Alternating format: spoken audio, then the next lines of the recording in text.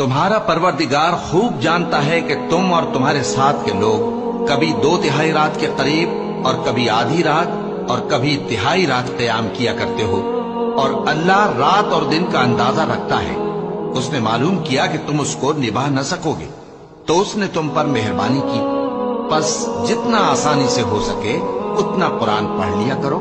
اس نے جانا کہ تم میں بعض بیمار بھی ہوں گے اور بعض اللہ کے فضل یعنی معاش کی تلاش میں ملک میں سفر کریں گے اور بعض اللہ کی راہ میں لڑیں گے،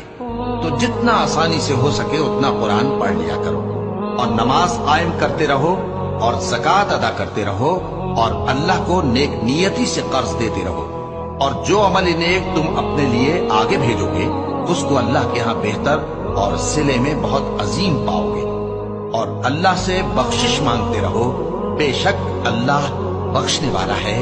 مہربان ہے۔